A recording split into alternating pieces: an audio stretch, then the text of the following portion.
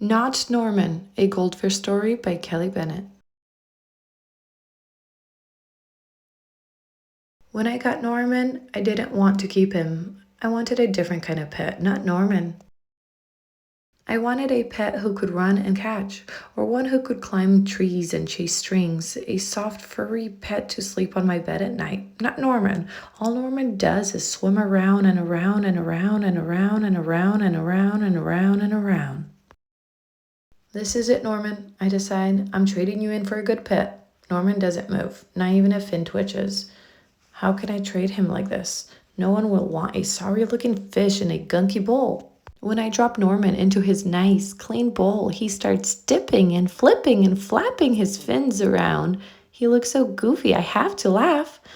Don't think that just because you made me laugh, I'm going to keep you, I tell him. Tomorrow, you're out of here. Norman blows a stream of bubbles.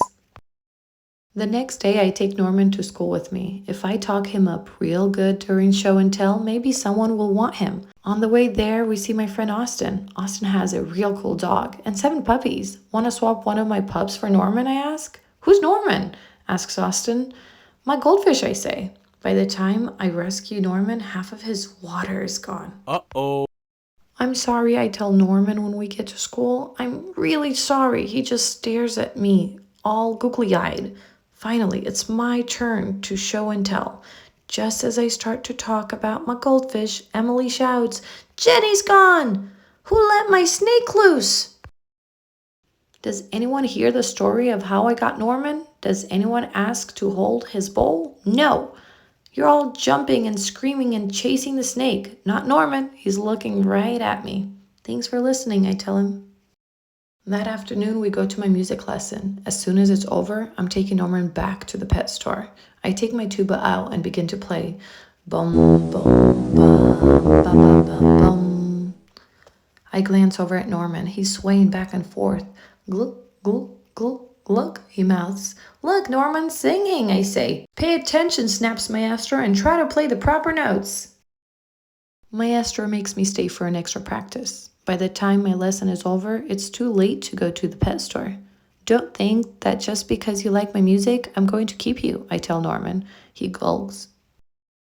That night, I'm sound asleep when screech, screech.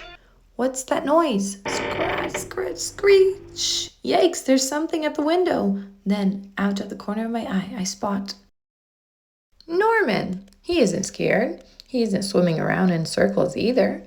He glugs and gives me a little wave. I'm not alone. Together, Norman and I slide open the curtains. It was just a broken tree branch. Thanks for watching out for me, Norman.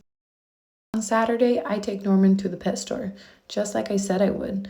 I look at the cats and the dogs and snakes and birds. I look at the hamsters, mice, and lizards too. They all look like good pets, but they are not Norman. When I got Norman, I wasn't sure I wanted to keep him. But now, even if I could pick any pet in the whole world, I wouldn't trade him, not Norman. Subscribe for more stories like this one.